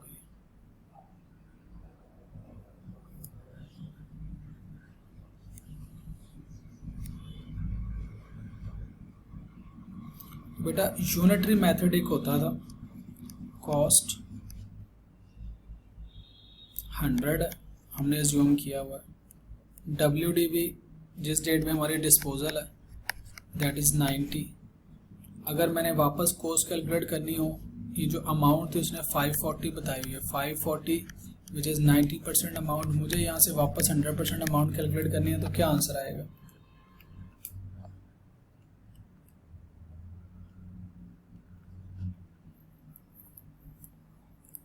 $600। ठीक है जी। तो 600 इज माई कॉस्ट। तो ये बेटा अकाउंटिंग का मेथड है। राउंडिंग ऑफ का डिफरेंस आता है थोड़ा बहुत, लेकिन ये अकाउंटिंग का मेथड है। अकाउंटिंग के मेथड से अगर आपने WDV कॉस्ट कैलकुलेट करनी हो तो आप ये कैलकुलेट करेंगे, 540 डिवाइडिंग बाय 90 मल्टीप्लाई बाय 100। इसको यूनिटरी मेथड कहते थे। कॉस्ट 90% है, आपको WDV बताइए 540, कॉस्ट नहीं पता, ये कैलकुलेट करनी है। तो 540 which is 90% amount multiply by 100, आप यहाँ से कॉस्ट कैलकुलेट कर लेंगे। मैथमेटिक्स जो इसका फार्मूला बताता है, रिड्यूसिंग बैलेंस मेथड है। तो रेट आपके पास क्या है? 0.2 वाज द रेट। आपने पहले 0.2 को राउंड ऑफ किया, फिर आपने 5 को राउंड ऑफ किया, तो यहाँ से कॉस्ट आपके पास आई है 603 आई है, 604 आई है। 540 अल्फा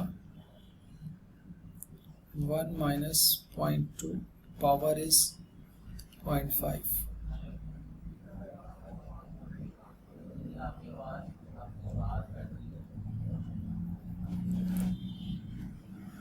बेटा यहाँ से 603 है तो 604 कर लें। अब आपकी मर्जी है, आप ये मैथमेटिक्स वाला मेथड अडॉप्ट करना चाहते हैं, ये भी एक्सेप्टेबल है। 4 रुपये का आपकी बैलेंस शीट में फ़र्क आएगा। अगर आप अकाउंटिंग वाला मेथड अडॉप्ट करना चाहते हैं तो वो ये है, वहाँ से आपके पास 600 आ जाएगी कॉस्ट। दोनों मेथड एक्सेप्टेबल है, लेकिन अभी आपके कोर्स में नहीं, इसको कहते हैं रिवर्स कैलकुलेशन। आपको WDV दी जाती है और वापस कॉस्ट कैलकुलेट कराई जाती है। Once upon a time it was in the course, no examiner ने क्लियरली इसको एक्सक्लूड कर लिया हुआ। यूनिटरी काइंडली एक बार रिपीट कर दें। ओके, यूनिटरी मेथड क्या है बेटा? देखें, कॉस्ट हमने 100 एज्यूम की थी, हम डेप्रिशिएट करते रहते। फॉर एग्जांपल कोई 3 साल के बाद हमारी WDV रह जाती इस टेबल में, जो डेप्रिसिएशन वाला टेबल है इसमें 90 है ना, जिस दिन की WDV को ले रहे हैं। फॉर एग्जांपल हम इसको 3 साल डेप्रिशिएट करते रहते हैं, यहाँ पे रह जाता 74। फॉर एग्जांपल WDV 74 रह जाती, तो मैं यहाँ पर लिखता 74 इज ए WDV। और जिस दिन की WDV कैलकुलेट कर रहा हूँ वो मुझे गिवन है, से मैं कहता हूँ मुझे 900 गिवन है। फॉर एग्जांपल 900 WDV है, ये मुझे एक्चुअली गिवन है, एक्चुअल। ठीक है जी, मैंने 100 इसकी कॉस्ट एज्यूम की थी, लेकिन डेप्रिसिएशन होते होते वो 74% अमाउंट रहेगी। WDV क्या रहेगी? 74%। अब इस 74 से वापस मुझे 100% पे जाना है, तो मैं क्या करूँगा? 74 यूनिटरी मेथड में 74 डिवाइडिंग बाय 100, सॉरी मुझे 900 गिवन है, WDV गिवन है 900 डिवाइडिंग बाय जो कि 74% है, मल्टीप्लाई बाय 100 करेंगे तो आपकी ओरिजिनल कॉस्ट आ जाएगी। देखिए क्या आती है कॉस्ट, 1216.21 ये आती है जी। अगर देखें यहीं से अगर आपने एक्यूमुलेटेड डेप्रिसिएशन निकाल लिया, 900 आपको गिवन है डिवाइडिंग बाय जो कि 74% है, डेप्रिसिएशन कितनी होगी? ये 26% मल्टीप्लाई बाय 26, तो आपके पास एक्यूमुलेटेड डेप्रिसिएशन भी आ जानी है।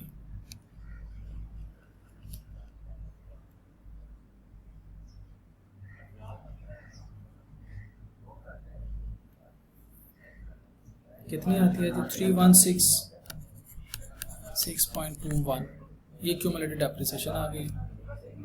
ठीक है, तो यहाँ से यूनिटरी मेथड क्या कहता है, अगर आपको तनासुब गिवन है यानी रेशो गिवन है और कोई एक अमाउंट गिवन है, तो आप दूसरी अमाउंट कैलकुलेट कर सकते हैं आसानी से। ठीक है, ये है जी इसका कॉन्सेप्ट। फॉर एग्जांपल वो आपको कॉस्ट दे दे, यहाँ पे कॉस्ट देता है 1216.21 दे देता, WDV कैलकुलेट करनी होती, तो आप कैसे कैलकुलेट करते हैं? 1216.2 कॉस्ट कितनी है? 100% है। आपने WDV कैलकुलेट करनी है जो कि 74% है, तो कैलकुलेट करेंगे तो आपके पास WDV 900 आ जाएगी। आपको कॉस्ट ही गिवन होती 1216.2। ये बेटा बेसिक मैथमेटिक्स में इनिशियल क्लासेस में 2-3 क्लास के बच्चों को सिखाया जाता है। Cost is dividing by 100%। अब आपने एक्यूमुलेटेड डेप्रिसिएशन कैलकुलेट करनी थी जो कि 26 है जी बेटा, वो राउंड अप करके उतनी आ जाती है ना, 26 से मल्टीप्लाई करेंगे तो ये तकरीबन 316.21 आ जाएगी। तो ये तनासुब भी कहते हैं इसको, और इसको यूनिटरी मेथड भी कहते हैं। ठीक है, चूंकि आपका एग्जामिनर उसने 600 लिया होगा यूनिटरी मेथड से, तो आप 600 भी ले सकते हैं, 604 भी ले सकते हैं, मुझे कोई इतराज़ नहीं है। अगर आपने सोल्यूशन से मैच करना है तो हम इसको 600 लेके चलते हैं। तो 600 was the cost, the machine had been purchase on 1 January 2016, had the written down value 540, ये तो साल के शुरू किया, बेची कब? हमें डिस्पोजल डेट की डेप्रिसिएशन चाहिए होती है। ठीक है, तो आते हैं जी, अब इसकी डेप्रिसिएशन भी कैलकुलेट कर लेते हैं, क्योंकि उन्होंने तो कैलकुलेट की नहीं हुई। वर्किंग में आइए डेप्रिसिएशन की, IAS 16, यहाँ पे मैं बनाता हूँ नोट नंबर 1, डेप्रिसिएशन।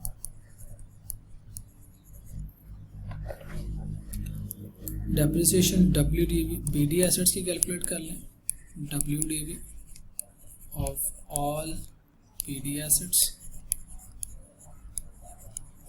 क्योंकि इसमें डिस्पोजल भी है तो excluding WDV of disposal multiply by rate multiply by time factor. WDV of all assets, अब ऑल एसेट्स की WDV लेते हैं, मुझे सवाल में गिवन है जी cost of all asset is 35,000, इसमें से साल के शुरू की क्यूमुलेटिव डेप्रिसिएशन गिवन है 8,000। ये मेरे पास WDV ऑफ ऑल एसेट्स आ गई। इसमें से माइनस करना है मैंने साल के शुरू में WDV of BD assets, WDV of disposal on BD date, WDV of disposal on BD date. ये 540 आपका जो ऐसा डिस्पोज हुआ है साल के शुरू में, इसकी WDV बताई हुई है 540, तो मैं इसमें से माइनस 540 कर दूंगा।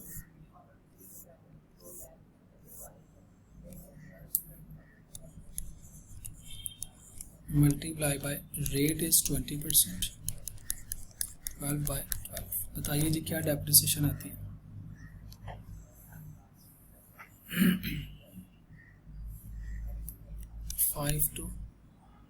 5292। फिर हमने एडिशन की डिस्पोजल की डेप्रिसिएशन कैलकुलेट करनी है। Disposal opening WDV of disposal asset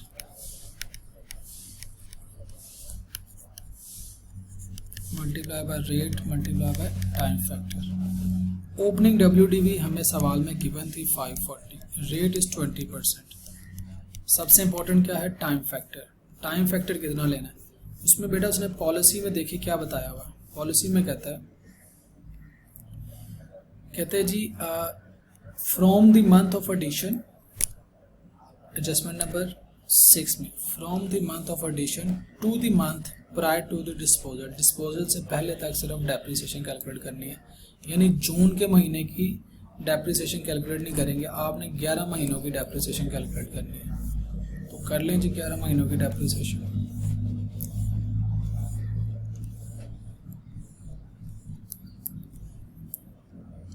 into 11 bye 12। बताइए क्या डेप्रिसिएशन आती है जी।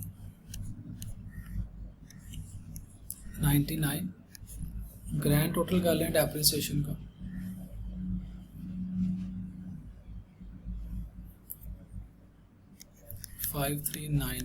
इसकी डबल एंट्री पास करनी है, depreciation expense debit, accumulated depreciation credit.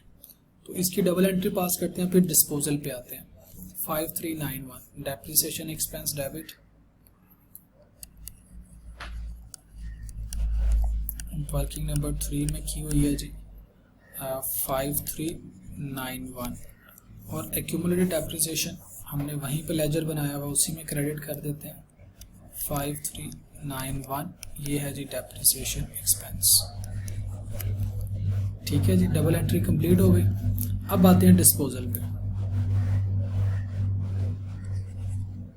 WDV ये हमने डेप्रिसिएशन की वर्किंग की, note number 1।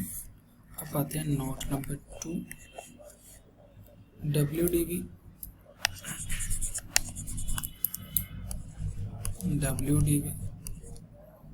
and accumulated depreciation of disposal asset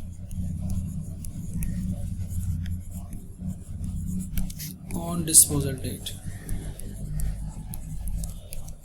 हमें बेसिकली डिस्पोजल डेट पे उसकी क्या चाहिए, WDV चाहिए, ठीक है, या एक्यूमुलेटेड डेप्रिसिएशन चाहिए। तो कैलकुलेट कर लेते हैं जी। WDV ऑन BD डेट यानी ओपनिंग डेट पे हमें 540 गिवन है। डेप्रिसिएशन फॉर द ईयर इसमें से माइनस कर लेते हैं 540 इंटू, अभी ऊपर भी कैलकुलेट किया 20% इंटू 11/12। तो आपने भी कैलकुलेट करके बताई 99 माइनस करूँगा तो मेरे पास WDV आ जाएगी डिस्पोजल डेट की। कितनी आती है जी, 441। ये WDV डिस्पोजल डेट की आ गई। कॉस्ट हमने ऊपर कैलकुलेट कर लिया यूनिटरी मेथड से, कॉस्ट ऑफ डिस्पोजल एसेट। ठीक है जी, यूनिटरी मेथड से हमने कैलकुलेट किया। 600 लेना चाहते हैं यूनिटरी मेथड से तो लें जी, वी हैव 600 जो कि यूनिटरी मेथड से हमने कैलकुलेट किए। कॉस्ट और WDV का जो डिफरेंस है दैट इज एक्यूमुलेटेड डेप्रिसिएशन। किधर है जी कॉस्ट, इसके साथ रेफरेंस डाल दें जी, नोट नंबर 3 का रेफरेंस डाल दें नीचे, यहाँ पे मैं कॉपी कर दूंगा आपके लिए। कॉस्ट इज 600, तो एक्यूमुलेटेड डेप्रिसिएशन क्या हो जाएगी, accumulated depreciation is equal to cost minus WDV on disposal date is equal to 600 minus 441 is equal to accumulated depreciation बताइए 159। अब डिस्पोजल की एंट्री पास कर दें। डिस्पोजल की एंट्री क्या होती है, एक्यूमुलेटेड डेप्रिसिएशन डेबिट 159 से, एसेट अकाउंट क्रेडिट वो होगा जी हमारे पास 600 हमने कैलकुलेट किया। अब आते हैं जी एक्रूवल्स कितने एडजस्ट हुए हैं, हमें कैश रिसीव हुआ है या पे हुआ है। पहली बात तो ये है जी कैश रिसीव हुआ है या पे हुआ। यहाँ पे एडजस्टमेंट में कहता है, कहते हैं जी the machine has been purchase, ये भी बता दिया। कहते हैं जी ए बीज रेंट एडवांस रेंट हुआ, however the machine was sold to ZD for 450, 450 की मशीन सेल हुई है। कहते हैं sale proceed net of rent adjustment was receive, हमें रिसीव हुआ है, कैश रिसीव हुआ है, लेकिन जुलाई में रिसीव हुआ है, तो जून के लिए क्या होगा रिसीवेबल, लेकिन जो भी रिसीव होना है उसमें से एडजस्टमेंट होनी है। कितनी एडजस्टमेंट होनी है, जो भी हमारा रेंट रहता था अनयूज्ड, हमने जो रेंट एडजस्ट नहीं किया था 120 में से 85 तो इस्तेमाल हो गया, बाकी क्या है एडजस्टमेंट होगी और उसके अलावा कैश मिल जाएगा। लेकिन कैश जब जुलाई में मिल रहा है तो जून में क्या हो जाएगा रिसीवेबल।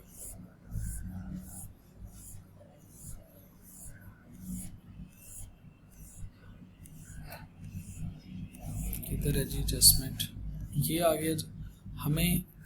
हमें कुछ पैसे मिलेंगे, अदर रिसीवेबल में लिख देता हूँ, अदर रिसीवेबल कुछ पैसे मिलेंगे, कुछ हमारा रेंट एडजस्ट होगा, जो एडवांस दिया हुआ था वो भी तो एडजस्ट होना है ना। वो हमारे पास एक्रूवल एंड अदर पेबल में आ रहा है, एक्रूवल्स एंड अदर पेबल्स, उसमें जो रेंट पड़ा हुआ था पहले वो एडजस्ट करें। रेंट कितना एडजस्ट होगा जी, 120 रेंट था, उसमें से 85 यूज हो गया, तो बाकी कितना बचता है 35 हमारा रेंट एडजस्ट हो जाएगा। और इनमें से जो पैसे बचेंगे वो हमें रिसीव हो जाएंगे। हमने एसेट बेचा 450 का, 450 का बेचा हमने एसेट, माइनस इसमें से 35 उनकी एडजस्टमेंट हो गई, ठीक है जी। बाकी कितने पैसे बचते हैं वो हमारे लिए रिसीवेबल हो जाएगा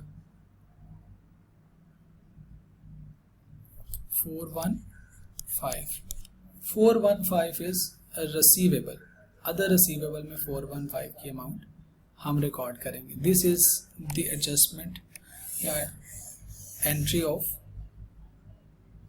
डिस्पोजल। देखिए जी क्रेडिट साइड पे 600 मैच हो रहा है, इससे डेबिट और क्रेडिट इक्वल है, 600 माइनस 159।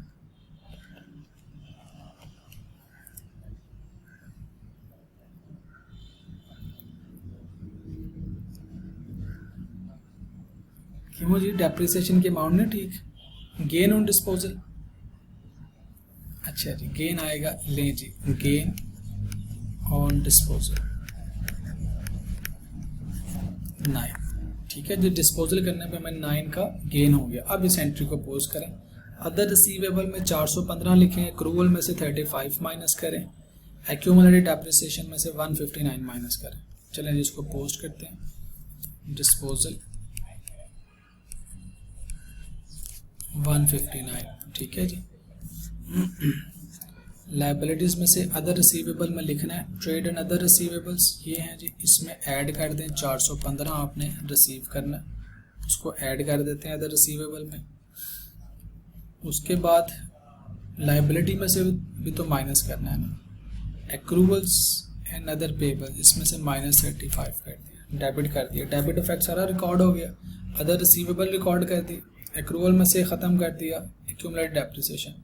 अब आते हैं एसेट, क्रेडिट साइड को नोट करते हैं, एसेट्स वर्किंग नंबर 3, एसेट्स में से क्रेडिट करनी है, कितनी अमाउंट है 600, हमने रेक्टिफाइड जो एंट्री की डिस्पोजल की एंट्री, एसेट को 600 से क्रेडिट करें और गेन में 9 लिखना है। एसेट में आ जाएगा जी 600, डिस्पोजल हो गया, और गेन आएगा अदर इनकम में।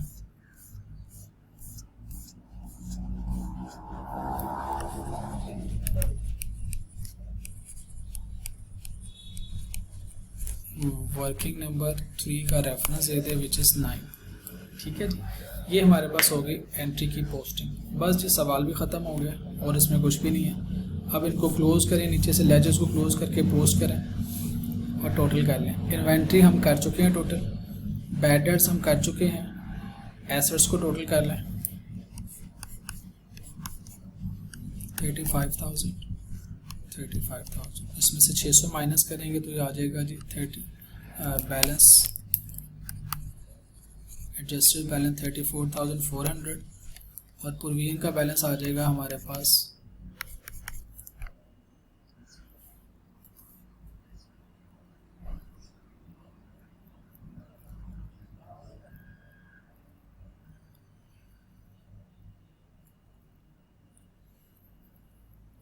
1,000। ये बैलेंस बताए हैं, टोटल बता रहे हैं बेटा? अच्छा टोटल बता रहे हैं 13391 ये टोटल आ गया। इसमें से डेबिट साइड माइनस करें तो बैलेंस क्या आएगा? Balance is equal to 13232, balance is 13242 आता है।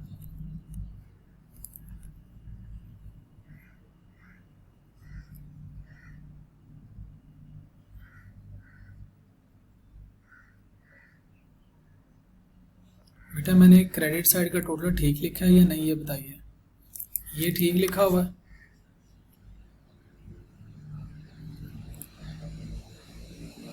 ओके जी, तो हमारे पास क्लोजिंग बैलेंस ये आ गया जी। इसको क्लोजिंग बैलेंस को ऊपर पोस्ट करें, अपने नॉन करंट एसेट के पोर्शन पे आइए। अब जहन में ये रखें कि हम एक्सट्रैक्ट्स बनाने जा रहे हैं। Statement of financial position, extracts में आइए। फिक्स एसेट्स में हम लिख रहे हैं 34,400, वर्किंग नंबर 3 का रेफरेंस दिया हुआ है, और 13232 ये क्यूमुलेटिव डेप्रिसिएशन का आ गया। तो इसका नेट बैलेंस लिख लें, कितना बनता है?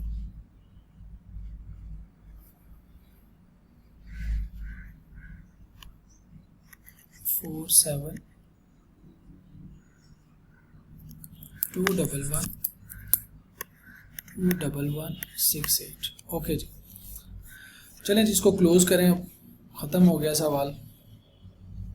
रेवेन्यू, इसमें से माइनस कर देंगे आप 3400, माइनस करें तो आपके पास नेट सेल्स आ जाएंगे।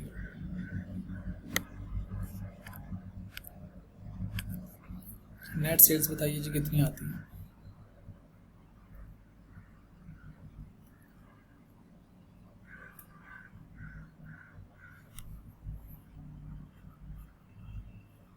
$97,720। अच्छा जी, कॉस्ट ऑफ सेल को नेट करें, इसका टोटल बताइए क्या आएगा?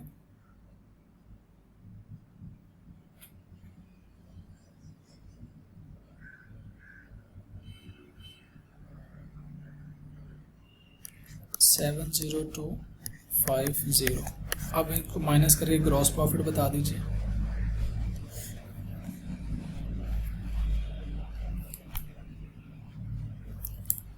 $27,470। This is my gross profit.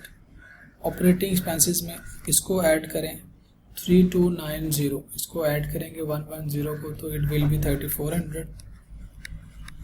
कुछ रहता है? नहीं जी, सब लिख दिया। अब ऑपरेटिंग एक्सपेंसेस का टोटल बता दें।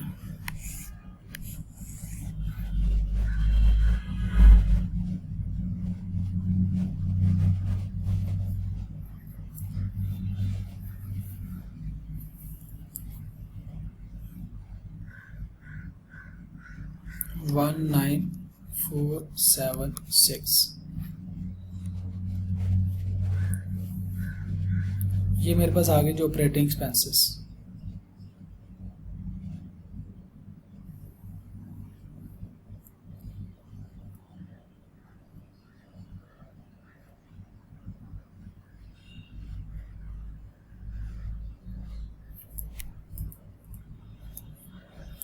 बेटा ये बैड डेट्स आपने गलत लिख दिए हैं यहाँ पे। बैड डेट्स डेबिट बैलेंस है तो वो अदर इनकम में आना है। प्रोविजन फॉर बैड डेट यहाँ पे आना, प्रोविजन फॉर बैड डेट्स। आपको समझाते ना 195 सिली मिस्टेक्स हैं, अपने आप को इन मिस्टेक से बचाना है। वर्किंग नंबर 2 में से आया ये, वर्किंग नंबर 2।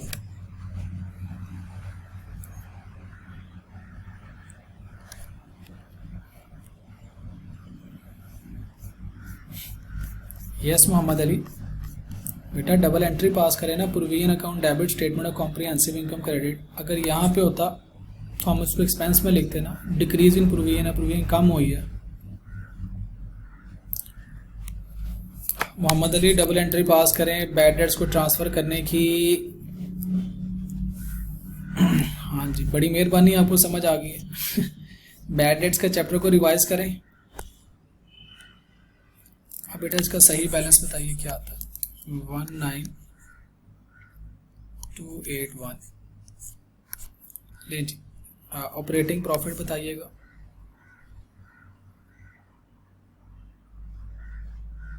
ग्रॉस प्रॉफिट में से ऑपरेटिंग एक्सपेंसेस माइनस करके ऑपरेटिंग प्रॉफिट इज 8189। इसमें अब अदर इनकम्स ऐड करनी है, ये सारी अदर इनकम्स ऐड करें और इसका बैलेंस बताइए।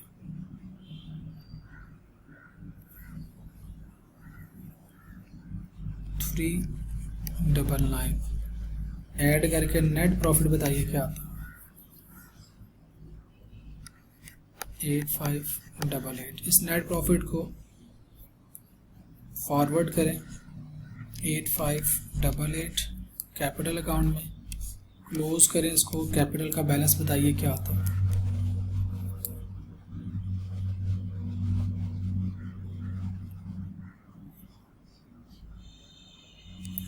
29588। ये आ गया आपके पास ये कैपिटल का बैलेंस। अब आते हैं नॉन करंट लायबिलिटीज है ही नहीं। करंट लायबिलिटीज में एक्रूवल एंड अदर पेबल्स का टोटल करंट बैलेंस बताइए क्या आता है।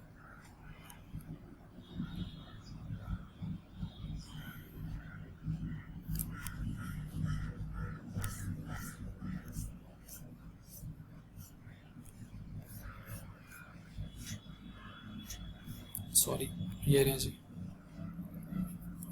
5300। ये करंट लायबिलिटीज का बैलेंस आ गया। इसका ग्रैंड टोटल बताइए क्या आता है।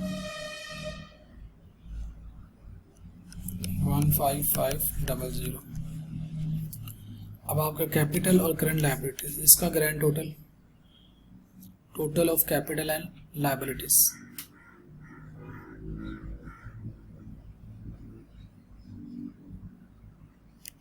45088। अच्छा जी, एसेट्स आगे हमें करंट एसेट्स, ट्रेड डेट्स का टोटल बताइएगा। 45088 है, मैंने क्या लिखा है 88, ठीक है। ओके जी, ट्रेड डेट्स का टोटल बताइएगा बेटा। 1100 में से 555 माइनस करें।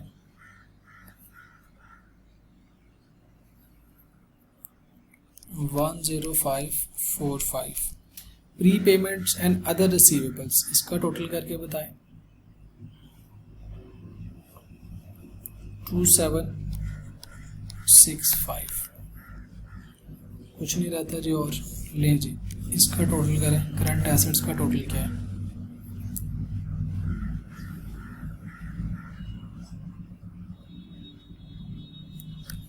$23,920।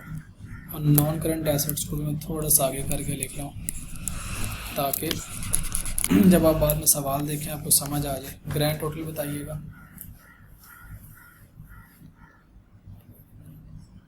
45088।